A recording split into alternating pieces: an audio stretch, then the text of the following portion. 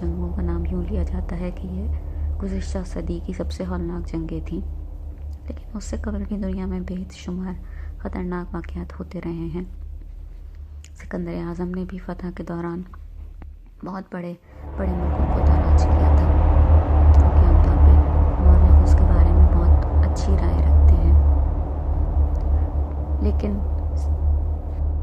جنگ کے دوران کچھ نہ کچھ خون ریزی تو ہوتی ہی ہے، خواہ حملہ کسی اور نے کیا ہو، دفاع میں دو چار جانیں تو چلی ہی جاتی ہیں۔ لیکن کچھ لوگ ایسے بھی تاریخ میں گزرے ہیں کہ جنہوں نے بے جا صفاقی کی اور بے انتہا خون بہایا۔ جب بھی جنگیں ہوتی ہیں تو یہ لازم ہوتا ہے کہ لوگ کچھ جنگی آداب کا احترام کرتے ہیں یا جنگ کے رک جانے کے وقفے کے دوران ایک دوسرے پہ حملہ نہیں کرتے۔ یہ وقفہ ہر ایک کو ہی چاہیے ہوتا ہے، خواہ وہ اس دوران میں اپنی صفیں درست کر کے نئے ہتھیار چاہتے ہوں یا فوجوں کو تازہ دم ہونے کا موقع دینا چاہتے ہوں۔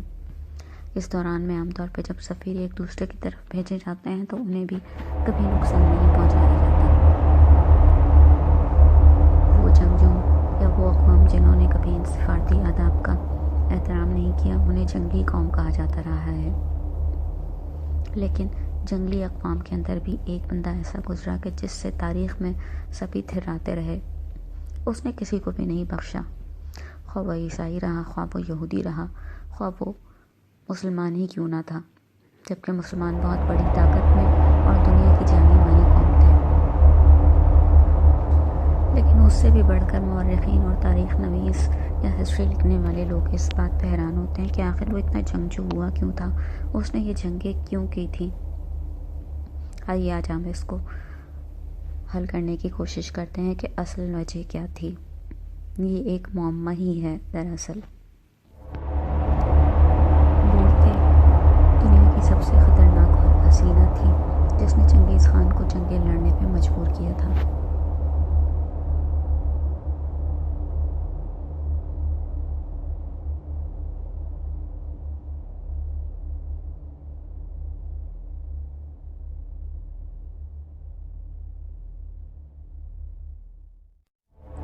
بورتے چنگیز خان کی محبوبہ ہرگز نہیں تھی، بلکہ وہ اس کی پہلی بیوی تھی جس سے اس کی شادی بھی اس کے بڑوں نے طے کی تھی۔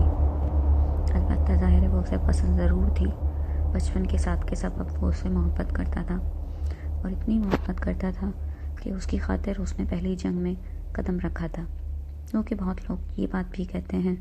کہ وہ اس بات سے بڑا فکر مند رہتا تھا کہ اس کی قوم کے لیے کوئی باقاعدہ چراگاہ نہیں ہے جہاں سے ان کے جانور چر سکیں اور ان کو روزانہ گوشت مل سکے۔ وہ اکثر پانی کے لیے ادھر سے ادھر بھٹکتے پھرتے ہیں۔ اگر کوئی ایسا ملک ان کے پاس ہو جہاں نہریں ہوں، دریا ہوں، تو ان کی قوم کو ہمیشہ پانی ملے گا۔ لیکن در حقیقت پہلی جنگ کرنے پہ مجبور اسے بورتے نہیں کیا تھا، کیونکہ وہ اسے بے حد چاہتا تھا۔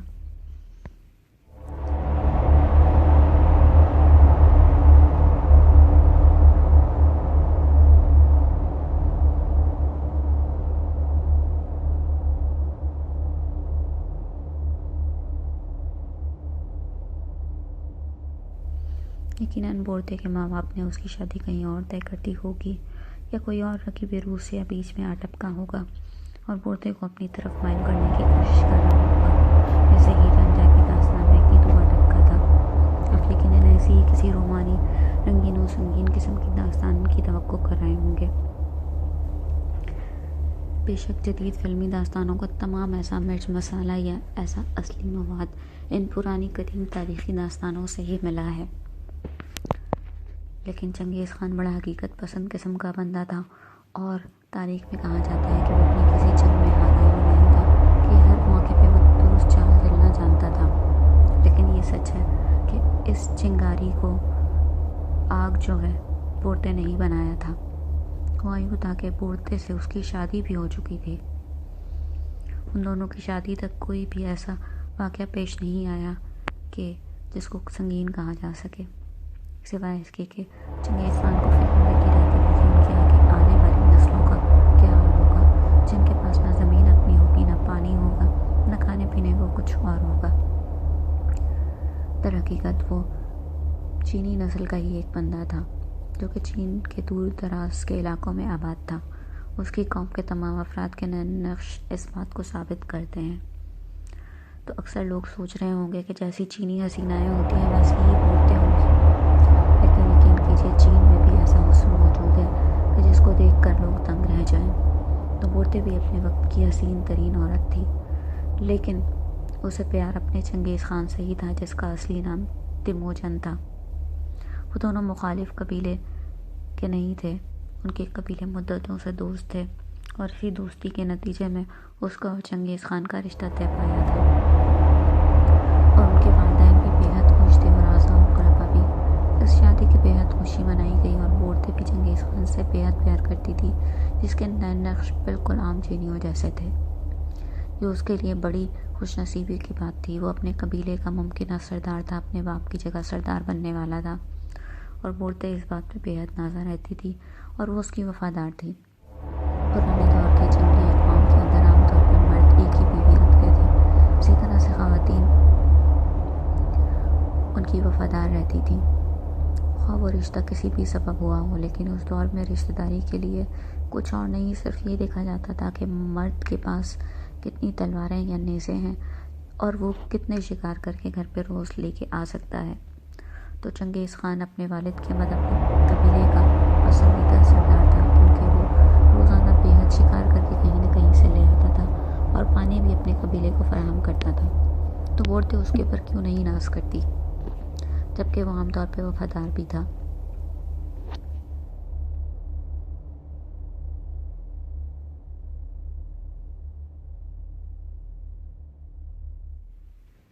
اب آپ سوچ رہے ہوں گے کہ یہاں تو رقیب روسیہ کو ہرانے کا سب سے آسان طریقہ یہی ہوتا ہے کہ شادی کر لی جائے، تو اس کے بعد کوئی اس حسینہ کی طرف نگاہ اٹھا کے بھی نہیں دیکھتا جو اپنے خاندان بھر کی اور قبیلے بھر کی بھابھی جی یا بیٹی جی بن چکی ہو، جو کبھی کبھی میکے آتی ہو اور سب کی آنکھوں کا تارا ہو۔ لیکن قدیم اقوام کے اندر یہ حیا شرم کے تقاضے یا یہ تصور نہیں پایا جاتا تھا کہ عورت جو ہے وہ کسی ایک مرد کے چھونے سے میلی ہو جاتی ہے، بلکہ اکثر حسیناؤں کے لیے جنگیں ہوتی رہتی تھیں، اور یہ حسینہ ہیلینا آف ٹرائے رہی ہو یا کلوپیٹرا کے بارے میں کون نہیں جانتا۔ وہ مصر کی ملکہ تھی اور اس کی آوارگی کے چرچے عام تھے۔ ان عورتوں نے حاکم مردوں کی طرح سے اشاک پالنے میں کوئی کسر نہیں چھوڑی تھی، بلکہ آج بھی افریقہ میں ایسے قبائل پائے جاتے ہیں جہاں پہ عورتیں 20 شوہر رکھتی ہیں اور مردوں کی ایک کثیر تعداد 21واں شوہر بنائے جانے کی منتظر رہتی ہے۔ خواہ یہ بات مشرقی حیا شرم وفا رکھنے والی عورتوں کو کتنی ہی بری کیوں نہ لگے، مگر یہ حقیقت ہے کہ ان خواتین نے یہ بات ثابت کر دی کہ مرد اور عورت برائی میں بھی بہرحال ایک ہی ہوتے ہیں۔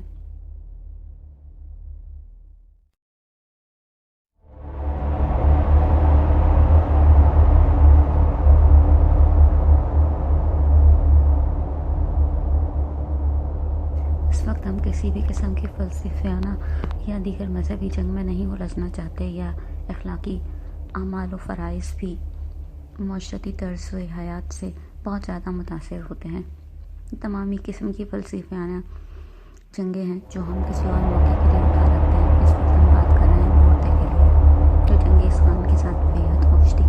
پھر یہ بھلا جنگ کیسے ہو؟ چنگیز خان اور عورتیں کی شادی کو ایک ہفتہ ہی ہوا تھا کہ ایک مخالف قبیلے نے حملہ کیا، اور اس حملے کے دوران وہ خاص طور پہ بورتے کو اٹھا کے لے گیا۔ بلکہ کچھ لوگ کہتے تھے کہ وہ آئے ہی بورتے کے لیے تھے، کیونکہ وہ بے حد حسین و جمیل تھی، اور اس قبیلے کا سردار یہ ہضم نہیں کر پا رہا تھا کہ چنگیز خان جیسا ایک عام سا آدمی بورتے جیسی حسینہ کا مالک بن بیٹھا ہے۔ عورتوں کو ہر دور میں ہی مردوں سے بیجا شکایت نہیں رہی ہیں۔ یہ ایک سچی شکایت ہے کہ مرد خواہ شادی ہی کیوں نہ کرے عورت سے، وہ اس کا اپنی زندگی کا نصف حصہ، ساتھ ہی نصف بہتر جیسے خطابات کم ہی دیتا ہے، بلکہ وہ اس کو مالک ہی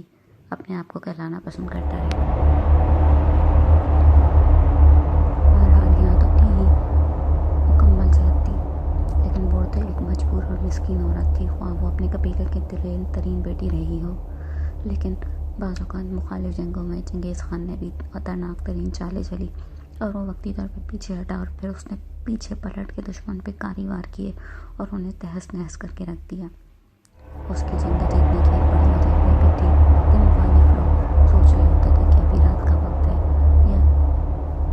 اس نے ہم سے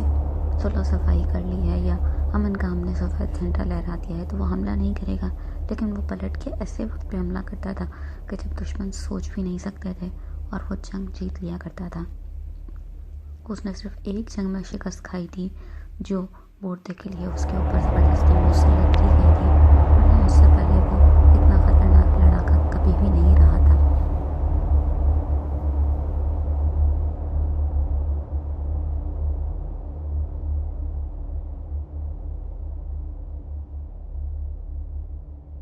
اگر ماہر نفسیات حضرات کا دھیان کبھی تیموجن عرف چنگیز خان کی زندگی کی طرف جاتا تو یقیناً وہ اس بات پہ غور کرنے کی کوشش کرتے کہ کیا واقعات انسان کو اس حد تک ذہنی مریض یا وحشی بھی بنا سکتے ہیں کہ وہ ایک دھوکے یا سازش کے بعد بے گناہ معصوم لوگوں کی کھوپڑیوں کا مینار بھی تعمیر کرتا چلا جائے، جبکہ اس کی بیوی بھی اسے واپس مل چکی تھی، یا اس کی ذہنیت سوچ اس واقعے نے بالکل بدل دی تھی کہ اخلاقیات اور مذاہب کوئی حیثیت نہیں رکھتے، لوگ اپنے من پسند افراد یا اشیاء کے حصول کے لیے جنگیں لڑتے ہی رہتے ہیں یا دھوکے دیتے ہی رہتے ہیں۔ در حقیقت یہ ایک واقعہ تاریخ عالم پر حضرت آدم اور حوا کی پیدائش کے واقعے کے بعد سب سے زیادہ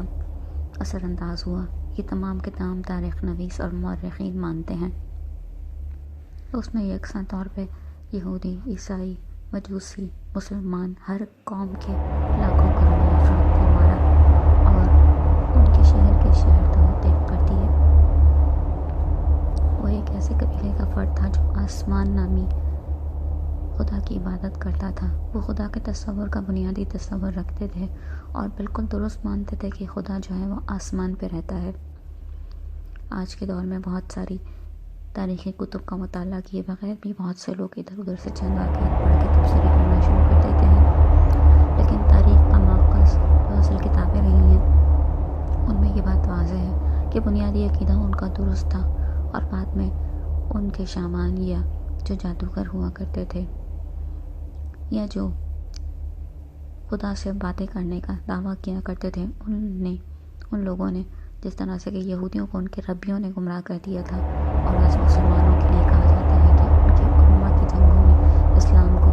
مسخ کر کے رکھ دیا ہے، بالکل اسی طرح سے ان کے شامان جو کہا کرتے تھے وہ لوگ مانا کرتے تھے، ورنہ ان کا بنیادی عقیدہ جو ہے درست تھا، اور ان کے قبیلے کی بہت ساری خونوری رسومات کا آغاز جو ہے وہ صرف اور صرف چنگیز خان نے کیا تھا۔ اس میں سے ایک خطرناک ترین رسم انسانی خون پینا بھی تھی، وہ کہ کہا جاتا ہے کہ فتوحات کے دوران عورتوں کے ساتھ ظلم کرنا یا بھیجا خون ریزی سے عورتیں اس کو اکثر منع کرتی تھی، اور جب وہ سامنے ہوا کرتی تھی تو چنگیز خان اس کی بات مان بھی لیا کرتا تھا۔ اس حساب سے دیکھا جائے تو وہ دنیا کی مظلوم ترین عورت تھی کہ جس پہ بے تحاشا ظلم ہوا، لیکن اس کے بعد بھی اس کا شوہر اسے پوری طرح سے نہیں مل سکا تھا۔ جی ہاں، چنگیز خان اسے واپس لے کر آیا تھا۔ اس نے بردے کی خاطر ہی پہلی جنگ کی تھی۔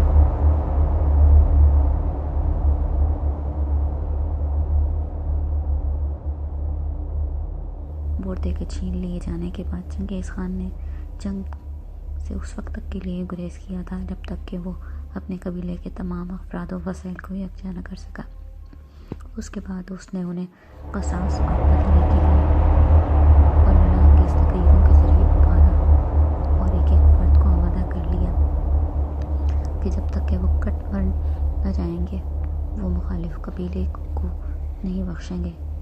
یا پھر وہ بردے کو واپس لے آئیں۔ اس نے ایسے وقت پہ اس قبیلے پہ حملہ کیا تھا جب وہاں کا سردار بردے سے شادی منا کر خوشیاں منا رہا تھا۔ وہ سوچ رہا تھا کہ اب چنگیز خان بھول چکا ہوگا بردے کو، کیونکہ وہ اس کے بچے کی ماں بھی بننے والی تھی، لیکن چنگیز خان نے ہمیشہ اس بچے کو اپنا بچہ کہا۔ بچہ کس کا بچہ تھا یہ ہم آپ کو آخر میں بتائیں گے۔ بہرحال چنگیز خان نے اپنے قبیلے کے تمام افراد کے ساتھ حملہ کیا اور اس قبیلے کی اینٹ سے اینٹ بجا ڈالی، اور اسی دن غالباً اس نے پہلی دفعہ اس قبیلے کے سردار کو ذبح کرنے کے بعد اس کا خون بھی چاٹ لیا۔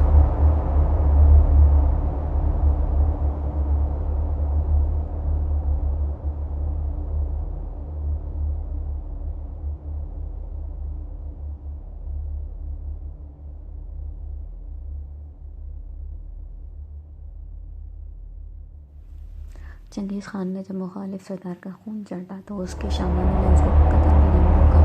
بلکہ اسے چڑھاتے رہے۔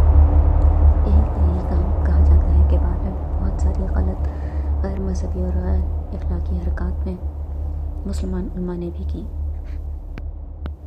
جب سلاطین خلفاء کے ہوتے ہوئے سلاطین بن کے بیٹھنے لگے اور پھر سلاطین سے بادشاہ کہلانے لگے تو یہ عمل اسلام کے لحاظ سے قطعاً غیر شرعی تھا۔ اسلام نے بادشاہ کا تصور بھی نہیں پیش کیا، بلکہ اسلام خلیفہ کو بھی حکم دیتا ہے کہ وہ ہر کام اہل افراد اور اپنے کابینہ یا اہل مشورہ لوگوں سے کر کے کرے۔ اہل مشورہ وہ لوگ ہوتے ہیں جو مشورت کے دوران حاضر کیے جاتے ہیں، یعنی معاشرے کے مؤسس یا ہر کام کے ماہر لوگ جو خلیفہ کو مختلف امور کے اندر صحیح رائے دے سکیں کہ اسے یہ کام کس طرح سے کرنا چاہیے، نہ کہ خلیفہ ہر جگہ خود بڑا بن کے بیٹھ جائے کہ یہ کام ایسے ہی ہوگا۔ اس لیے بہت سے وہ علماء جو رائے حق پہ رہے، جن کو کہ علماء حق کہا جاتا ہے، انہوں نے چنگیز کو گہرے خداوندی قرار دیا تھا۔ اس کے بارے میں مزید ہم آگے بات کریں گے۔ چنگیز خان نے جب مخالف سردار کا خون چڑھا تو اس کے شامانوں نے اس کو قتل بھی نہیں روکا بلکہ اسے چڑھاتے رہے۔ یہی کام کہا جاتا ہے کہ بعد میں بہت ساری غلط، غیر مذہبی اور غیر اخلاقی حرکات میں مسلمان علماء نے بھی کی۔ جب سلاطین خلفاء کے ہوتے ہوئے سلاطین بن کے بیٹھنے لگے اور پھر سلاطین سے بادشاہ کہلانے لگے تو یہ عمل اسلام کے لحاظ سے قطعاً غیر شرعی تھا۔ اسلام نے بادشاہ کا تصور بھی نہیں پیش کیا، بلکہ اسلام خلیفہ کو بھی حکم دیتا ہے کہ وہ ہر کام اہل افراد اور اپنے کابینہ یا اہل مشورہ لوگوں سے کر کے کرے۔ اہل مشورہ وہ لوگ ہوتے ہیں جو مشورت کے دوران حاضر کیے جاتے ہیں، یعنی معاشرے کے مؤسس یا ہر کام کے ماہر لوگ جو خلیفہ کو مختلف امور کے اندر صحیح رائے دے سکیں کہ اسے یہ کام کس طرح سے کرنا چاہیے، نہ کہ خلیفہ ہر جگہ خود بڑا بن کے بیٹھ جائے کہ یہ کام ایسے ہی ہوگا۔ اس لیے بہت سے وہ علماء جو رائے حق پہ رہے، جن کو کہ علماء حق کہا جاتا ہے، انہوں نے چنگیز کو گہرے خداوندی قرار دیا تھا۔ اس کے بارے میں مزید ہم آگے بات کریں گے۔ در حقیقت چنگیز اور اس کا قبیلہ چین کے بھی بہت دور دراز کے علاقے میں واقع تھا، اس لیے مورخین ان واقعات کے بارے میں خود بھی کبھی بھی متفق نہ ہو سکے۔ لیکن یہ طے ضرور ہے کہ بورتے کو چنگیز خان سے چھینا گیا تھا، پھر اس کی خاطر اس نے جنگ بھی کی تھی اور وہ بورتے کو واپس بھی لے آیا تھا، اور اس کے بڑے بیٹے جوجی کے لیے بہت زیادہ فسادات بھی ہوئے۔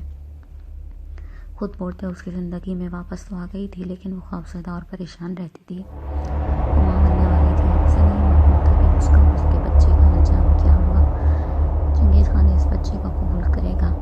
یا وہ وقتی طور پہ اپنی انا کے لیے اسے لے تو آیا، لیکن اب اس کی زندگی جو ہے وہ زندگی نہیں رہے گی، بلکہ وہ زندہ ترک اور ہو جائے گی۔ لیکن چنگیز خان نے اس کو اسی طریقے سے قبول کیا جیسا کہ وہ 1 ہفتے کی نوپیدا دلہن رہی ہو، اور اسے پورے علاقہ فخر سے کل قبیلے میں واپس لے آیا۔ اور جب اس کے بیٹا پیدا ہوا تو اس نے اس کا نام جوجی خان رکھا، یعنی مہمان بچہ۔ وہ بچہ ان سے دور رہا تھا اور مہمانوں کی طرح سے ان کے درمیان میں آیا تھا، اور اس نے علیہ الاعلان کہا کہ یہ اسی کا بچہ ہے، اور اس کے اور پورتے کے بچے کو کوئی اور کسی اور کے نام سے منسوب کرنے کی جرات نہیں کر سکتا۔ چنگیزی نسل کے لوگ آج بھی اس وجہ سے چنگیز خانی ہونے پر بے حد فخر کرتے ہیں، کیونکہ ان کا باپ جد امجد چنگیز خان بنیادی طور پہ ایک بے حد بہادر، جری اور غیور انسان تھا، جس نے ایک بے گناہ عورت کو قطعاً کوئی سزا نہیں دی، بلکہ اس کے بچے کو اپنا بچہ بنایا، جبکہ اس کے اوپر ظلم و ستم ہوا تھا۔ اس نے ظلم و ستم کے نتیجے میں ظلم و ستم کی راہ اپنائی تھی، اور بعد میں چونکہ اس کے نسل کے بیشتر افراد جو مسلمان ہو گئے تھے تو وہ مسلمانوں کے ساتھ اخوت کے رشتے میں بھی جڑے ہوئے تھے، اور اسلامی عقیدہ تو یہی ہے کہ تمام کے تمام نسل انسانی کے لوگ در حقیقت آدم علیہ السلام کی اولاد ہی ہیں، اور اس کے بعد ہر انسان کو اپنے اعمال اور ذاتی خوبیوں کے اوپر عزت حاصل ہونی چاہیے۔ تو چنگیز خان بحیثیت مجموعی بے حد جری اور بہادر انسان تھا، جس نے دنیا کی ایک بہت بڑی تعداد کو طویل عرصے تک لرزایا۔ تاریخ کی انتہائی مشہور ترین ہستی رہا ہے۔ اس کے بعد ظہیر الدین بابر، جس نے مغل سلطنت کی بنیاد رکھی تھی، اسے بھی نسلاً منگولی کہا جاتا ہے۔ اس کے علاوہ افغانستان کے طول و عرض میں پھیلے ہوئے بیشتر اضلاع چنگیز خان نے فتح کر لیے تھے، بلکہ وہ روس تک جا پہنچا تھا اور وہاں سے نکل کر وہ دنیا بھر پہ حملے کرتا رہتا تھا۔ تو ان علاقوں میں زیادہ تر حکومت کرنے والے شہزادے جو ہیں وہ چنگیز خان کی نسل سے ہی تعلق رکھتے تھے۔ بورتے نے واپسی کے بعد چنگیز خان کے 3 مزید بیٹوں کو جنم دیا تھا، لیکن یہ تاریخ کا المیہ ہے اور یہ قدرت کا دستور ہے کہ جو انسان جیسا کرتا ہے ویسا ہی اسے ایک دن سہنا بھی پڑتا ہے۔ چنگیز خان نے گناہ کے جواب میں گناہ کی راہ اپنائی تھی، ظلم کے جواب میں ظلم، تو آنے والے وقت میں اس کی سلطنت میں بھی ایک نہایت ہی بدمزگی پیدا ہو گئی، جس نے اسے بڑھاپے میں ہلا کے رکھ دیا اور وہ بڑا دکھی اس دنیا سے واپس گیا تھا۔ اس کو قدرت نے بے پناہ ذہانت بخشی تھی جو کہ منفی طرف چلی گئی تھی، اور اس منفی ذہانت کے ساتھ وہ زندگی بھر فتح پہ فتح کرتا رہا اور لوگوں کو ظلم و ستم سے دباتا رہا۔ در حقیقت اپنے اوپر ہونے والے ظلم اور دیگر واقعات سے اس نے یہ جان لیا تھا کہ انسان بڑا ہی بد فطرت ہے۔ اس کو نصیحت سے رام کرنا آسان نہیں ہے، البتہ اس کو ظلم کر کے دبایا جا سکتا ہے۔ تو زندگی بھر یہ فلسفہ وہ آزماتا رہا اور اپنے بیٹوں کو بھی اس نے یہی سکھایا۔ پرانے دور میں چونکہ چھوٹی عمر میں شادیاں ہو کرتی تھیں تو اکثر 40 برس کی عمر تک لوگ دادا بن جایا کرتے تھے، یعنی اس کے 4 بیٹے تھے تو 70-80 سال کی عمر تک پہنچتے وہ درجنوں پوتا پوتی کا دادا بن چکا تھا، اور اپنے ان پوتا پوتی کو اس نے طول و عرض میں پھیلا دیا تھا، یعنی ان کو مختلف چھوٹی بڑی حکومتیں دے دی تھیں، کیونکہ اس کے دور کے اندر عورتیں کی طرح باقی تمام خواتین بھی جنگ کے فن میں ماہر ہوا کرتی تھیں۔ چنگیز خان نے چونکہ طویل عمر پائی تھی تو عین ممکن ہے کہ اس کے پوتا پوتی کے بھی پوتا پوتی ہو چکے ہوں، لیکن اس کے ساتھ ساتھ آج کے جدید دور میں ایک نہایت حیران کن سائنسدانوں نے ثابت کی ہے، جس سے پوتے کا معصوم اور مظلوم ہونا بھی ثابت ہو جاتا ہے۔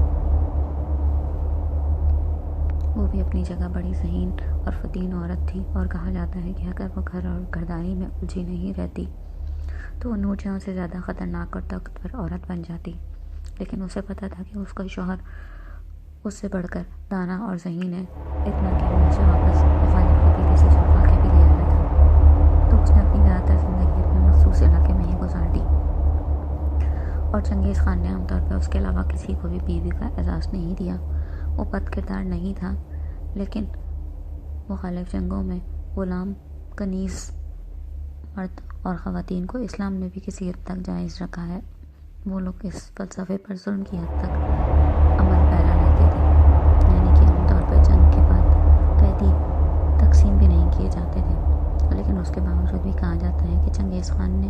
کوئی ناجائز بچہ جو ہے وہ اپنے خاندان میں داخل نہیں ہونے دیا، اور اس کی تمام تر وراثت اس کی اپنی بیوی اور اس سے پیدا ہونے والے جائز بچوں کو منتقل کی گئی تھی۔ یہ رسم کسی حد تک عربوں میں بھی پائی جاتی ہے کہ خاندانی بیوی کے بچے ہی خاندان کے وارث قرار دیے جاتے ہیں، اور دوسری تیسری چوتھی بیوی سے ہونے والے بچوں کو خاندان سے اکثر کچھ بھی نہیں ملتا سوائے یہ کہ جو باپ ان کو زندگی میں دے جائے۔ لیکن بورتے چونکہ حسین و جمیل ہونے کے ساتھ ذہین و فتین بھی تھی، تو اس نے اپنی زندگی میں کبھی کسی سوکن کو دخل نہیں دینے دیا، اور چنگیز خان اس کے سامنے بڑا شریف اور مسکین بھی بن جانے کی کوشش کیا کرتا تھا۔ چونکہ ان دونوں نے عام دنیا کی زندگی سے بہت دور زندگی گزاری تھی، اس لیے ان کی ذاتی زندگی کے بارے میں کوئی خاص معلومات لوگوں کو نہیں مل سکی، خواہ وہ مورخ کیوں نہ رہے ہوں۔ لیکن وراثت کل کی کل بورتے کے 4 بچوں کو منتقل ہوئی تھی، اور وہ اس حد تک چنگیز خان حاوی تھا کہ اس کے اشارے اور حکم پہ چنگیز خان نے چوکی کو ہی اپنا وارث اور ممکنہ خاقان اعظم قرار دیا تھا، جو ان کے یہاں حکمران اعظم کے برابر کہلاتا تھا یا حکمران اعظم کے مترادف تھا۔ بہت لوگ کہتے ہیں کہ اگر بورتے چنگیز خان کے ساتھ جنگوں میں رہا کرتی یا وہ اس کے بچوں کی کرولتائی ہونے تک زندہ رہتی تو تاریخ کے واقعات کچھ اور ہوتے۔ چنگیز خان کے بعد اس کا وارث عقبہ ہی نہیں بلکہ جوجی خان ٹھہرتا، جو کہ نسبتاً مہذب اور شائستہ تھا۔ اس پر اس کی ماں کا بہت زیادہ اثر تھا اور وہ ماں سے بہت زیادہ مشابہ تھا، اس لیے اس کے جوان ہونے تک بھی قبیلے والے کبھی فیصلہ نہیں کر پائے کہ وہ چنگیز خان کا بیٹا ہے یا کسی مخالف قبیلے کے سردار کا۔ لیکن چنگیز خان کا رعب اتنا تھا کہ کبھی بھی کوئی چنگیز خان کو طعنہ دینے کی جرات بھی نہیں کر سکا۔ عورتیں نرم و نازک بھی تھی اور اسے اپنے جیسی خواتین اور انسانوں کی بھلائی کا بہت زیادہ خیال بھی رہتا تھا، لیکن وہ اپنے باقی بچوں اور دیگر قبائل کا خیال رکھنے کے لیے ہمیشہ گھر پہ ہی رہی۔ بورتے کے ہوتے چنگیز خان نے کبھی بھی گھریلو معاملات میں دخل نہیں دیا اور نہایت ہی تہذیب کے ساتھ سب کچھ بورتے کو سونپ دیا تھا، اس لیے وہ اپنے گھر میں ہمیشہ خوش و نازا رہی۔ اس کے بچے بھی اس کے وفادار تھے، اسے کبھی شک بھی نہیں ہوا تھا کہ اس کے بچے اس کے بعد لڑیں گے۔ لیکن چنگیز خان کو پہلا شدید جھٹکا اس وقت لگا دنیا کو فتح کرتے کرتے، جب اسے اندازہ ہوا کہ اب اس کی زندگی زیادہ نہیں رہے گی، تو اس نے کرولتائی کو بلایا۔ کرولتائی ان کی ایک اہم رسم ہوتی ہے جس کے اندر کے موجودہ خاقان اعظم یا خاقان اعظم کا نام جو ہے وہ نامزد کرتا ہے اور تمام قبائل اس کو مانتے ہیں۔ منگولوں کے اندر جو سب سے بڑا قبیلہ ہوتا ہے خاقان اعظم اسی سے چنا جاتا ہے اور وہ خاقان اعظم پھر تمام منگول قبائل کا سردار اعلیٰ ہوتا ہے اور تمام چھوٹے سردار اس کی بات ماننے کے لیے مجبور ہوتے ہیں۔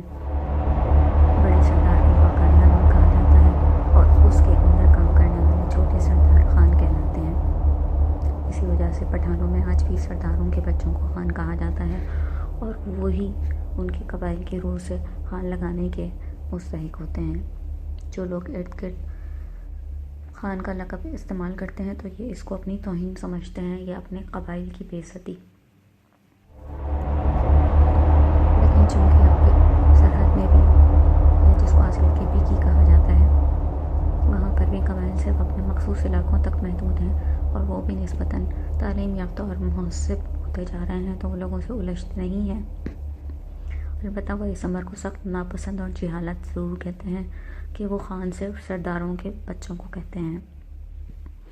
بہرحال تو چنگیز خان نے جنگیں لڑ کے اپنے منگول قبائل کا سردار اعلیٰ بنوا لیا تھا اور وہ خاقان اعظم بھی تھا، اور چونکہ اس کا قبیلہ سب سے بڑا تھا تو خاقان اعظم اس کے قبیلے سے ہی ہونا تھا۔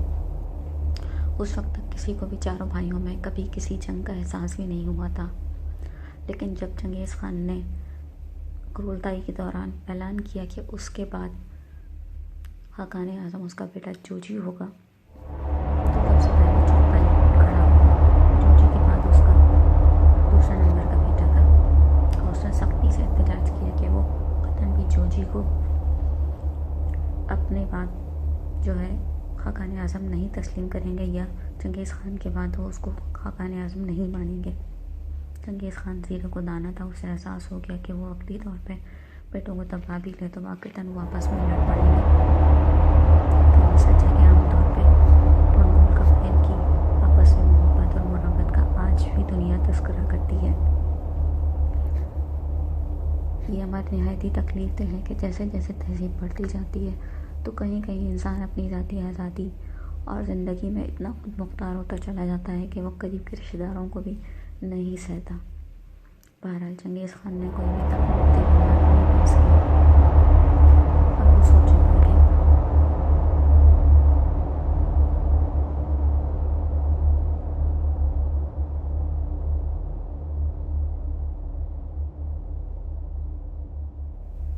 جب اس نے کرولتائی کا اگلا اجلاس بلوایا تو اس نے اپنے بعد عقبائی کو، جو اس کے تیسرے نمبر کا بیٹا تھا، خاقان اعظم قرار دیا تھا کیونکہ وہ اس کے بیٹوں میں نسبتاً لائق تھا، اور اس نے جوجی اور چوپائی دونوں کو الگ الگ جگہ دے دی تھی تاکہ وہ قطعاً بھی ایک دوسرے کے کبھی بھی آمنے سامنے نہ ہو سکیں۔ اسی وجہ سے جوجی خان کا قبیلہ ہمیشہ بہت دور روس میں رہا اور اس کو اکثر لوگوں نے بعد میں روسی اثرات کے تحت منگول بھی نہیں سمجھا، اور اسی قبیلے سے سب سے پہلا جو ہے وہ مسلمان ہوا تھا اس کا سردار بیٹا جس کا نام برکائی خان تھا، اور برکائی خان اور جستی رہی، پیپرس جس نے منگولوں کو پہلی خطرناک شکست دی تھی۔ اس نے عقدائی کو نصیحت کی کہ دونوں بھائیوں کو ایک جیسا رکھے گا اور اپنے چھوٹے بھائی کا بھی خیال رکھے گا اور قبائل کو متحد اور ایک رکھے گا۔ یہاں پہ آ کے بہت سارے علماء یہ کہتے ہیں کہ یہ قدرت کا فیصلہ تھا کہ مسلمان جو آپس میں لڑتے اور غیر اسلامی اور غیر اخلاقی شاعر کے عادی ہو چکے تھے، ان کی اصلاح مکمل ہو سکے۔ چنگیز خان اور اس کی نسل مدتاً عیاش مسلمان بادشاہوں اور دیگر عیاش اقوام کے لیے ایک گہرے خداوندی ہی بنی رہی تھی۔ اس سے بچنے کے لیے مسلمان بادشاہوں کو اپنی جائز بیویوں کو بھی چھوڑنا پڑا اور جہاد میں مشغول رہنا پڑا۔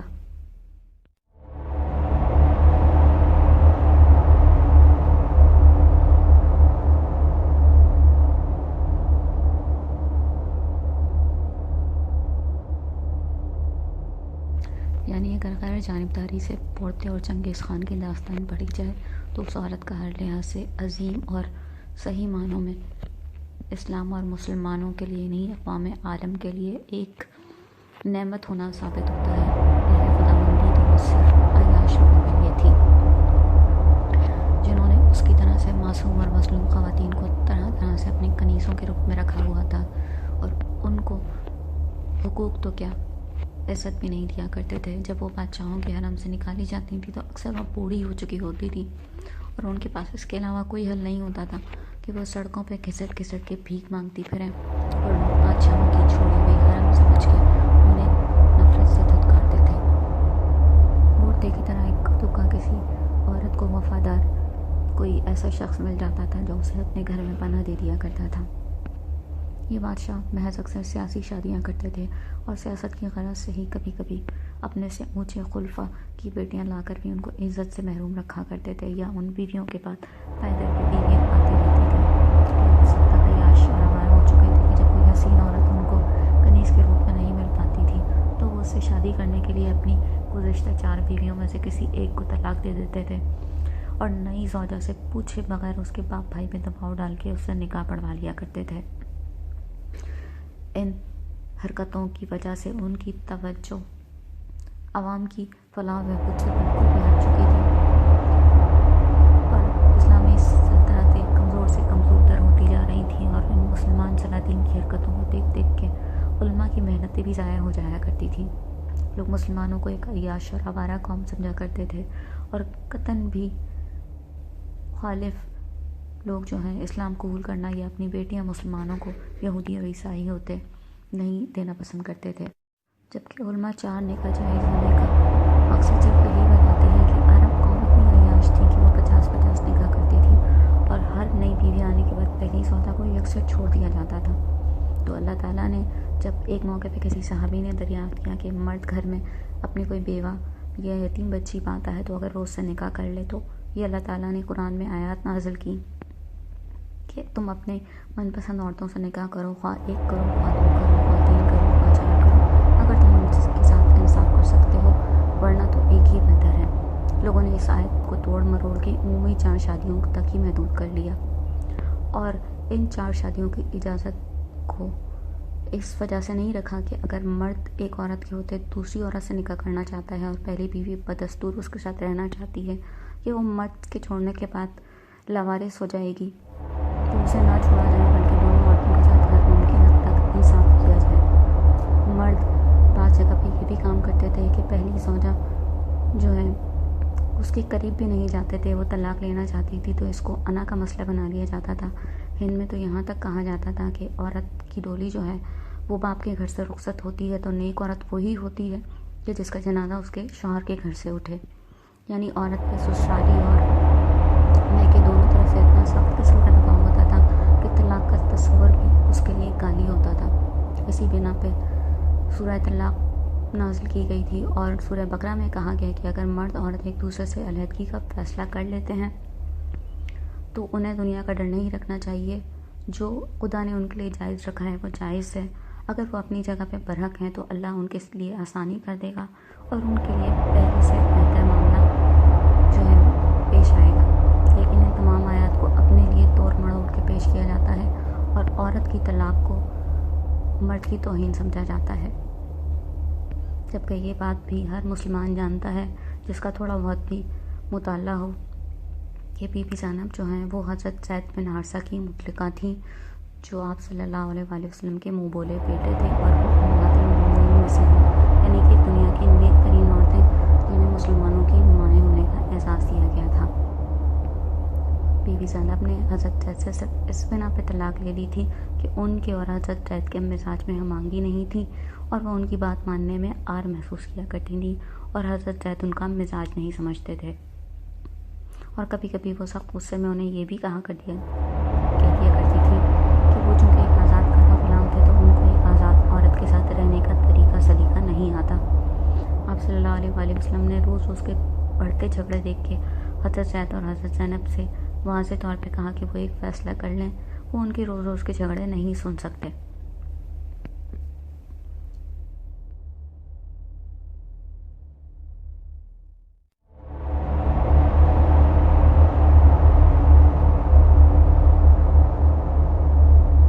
بہرحال اگر ہم اس قصے کو آگے لے کر چلتے ہیں تو بورتے کا قصہ کہیں دھرے کے دھرا رہ جائے گا۔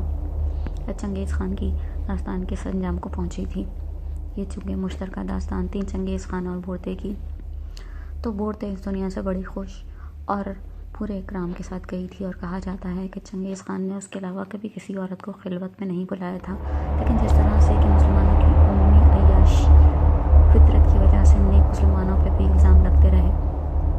اور انہیں ڈاکو لٹیرے جیسے خطاب بھی ملتے رہے، تو اسی طرح سے چنگیز خان کے بعد اس کی نسل نے جو اس سے بڑھ کر عیاشی کے طوفان برپا کیے، تو لوگوں نے چنگیز خان کو بھی ویسا ہی سمجھ لیا۔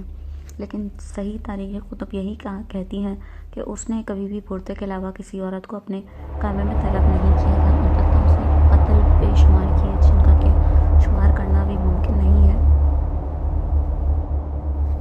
یقینی طور پہ اگر وہ ایک خونخوار جنگجو بادشاہ نہیں رہا ہوتا تو اس کی اور بورتے کی داستان جو ہے عشق کی داستانوں میں ایک حسین اضافہ ہوتی، لیکن جگہ جگہ پہ کھوپڑیوں کے مینار بنواتے لوگوں کا خون پیتے وہ لوگوں کے لیے اتنا ہیبت ناک ہو چکا تھا کہ گنے چنے مورخین نے انصاف کا تقاضا نبھاتے یہ بات لکھی کہ وہ عورتوں کے کبھی بھی قریب نہیں گیا اور وہ عیاش نہیں تھا، وہ ایک بے حد خونخوار وحشی بادشاہ ضرور تھا۔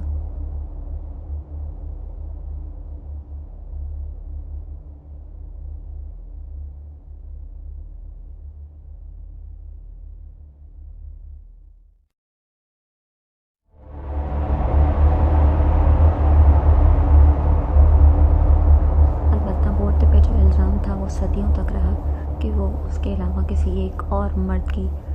جاگیریا کھیل رہی تھی، اور اس کا پہلا بیٹا اس کا ناجائز بیٹا تھا۔ یہ یقینی طور پہ بورتے کے لیے بہت جانی اذیت کا سبب بات تھی۔ اس کی وجہ سے چنگیز خان نے اس کے بعد کبھی کوئی جائز بیوی بھی نہیں رکھی کہ اس کی ان حالات کی وجہ سے ضدی اور غصے ہو جانے والی بیوی پھر اس سے ناراض ہو جائے۔ یہ داستان کہنے سننے والوں دونوں کے لیے یقینی طور پہ مشکل ہوگا کہ یہ داستان کیوں لکھی گئی، کیا یہاں پہ بورتے اور چنگیز خان کے عشق کی داستان بنانی یا سنانی مقصود تھی، یا یہ تاریخ کا ایک اہم ترین واقعہ بیان کیا جا رہا ہے، یا بورتے کی معصومیت پہ تکرار ہو رہی ہے۔ لیکن اب جدید سائنسی روح سے یہ بات ثابت ہو چکی ہے کہ جوجی خان جو ہے وہ چنگیز خان کا اپنا ہی بیٹا تھا۔ جدید دور میں ڈی این اے کے بارے میں ہر پڑھا لکھا انسان جانتا ہے کہ ڈی این اے کے ذریعے سے انسان کی نسلوں کے بارے میں درست طریقے سے جانا جا سکتا ہے۔ یہ ڈی این اے سفر کرتا کرتا کہاں تک پہنچتا ہے اس کے بارے میں بھی انسان صحیح طور پہ جان سکتا ہے اور کہہ سکتا ہے کہ کون سا خاندان کس خاندان سے پیچھے جو ہے تعلق رکھتا ہے۔ تو جدید دور میں چنگیز خان کی دریافت شدہ نسلوں کے ڈی این اے جب لیے گئے اور ان کی جب تحقیق کی گئی تو جوجی خان جو ہے وہ چنگیز خان کا بیٹا ہی ثابت ہوا ہے۔ تو اس کا یقین جو ہے وہ بالکل درست تھا کہ بورتے جو ہے اس کے علاوہ کسی بھی مرد کے آگے جو ہے سپر نہیں ڈال سکتی، اور جوجی خان اس کا ہی بیٹا ہے۔ ظاہر بورتے سے اس کے 4 بیٹے ہوتے اور 4 بیٹوں سے اگر 4 پوتے بھی ہوئے تو وہ 40 برس کی عمر میں جو ہے وہ 16-17 پوتوں کا وارث یا دادا بن چکا تھا، جد امجد۔ اس کو وارث عام طور پہ ان کو کہا جاتا ہے جو آپ کے بعد آنے والے ہوتے ہیں، لیکن ورثہ میں یا وارث میں پیچھے آنے والے بھی شامل ہوتے ہیں۔ تو بہرحال اس کی زندگی میں ہی کہا جاتا ہے کہ اس کے درجنوں پوتے اور درجنوں پوتوں کے سینکڑوں بچے ہو چکے تھے،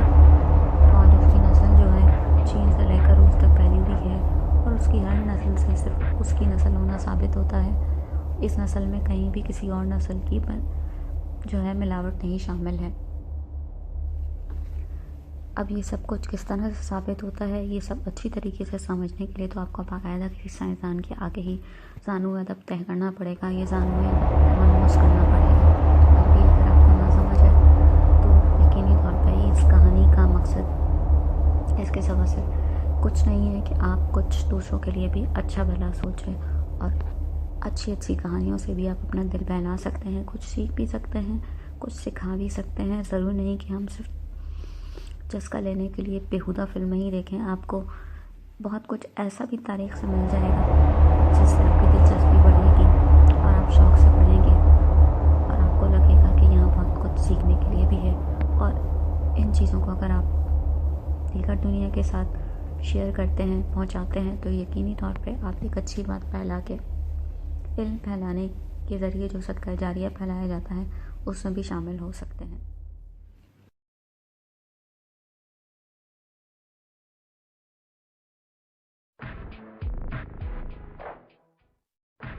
تو اس پوسٹ کو شیئر ضرور کیجیے گا۔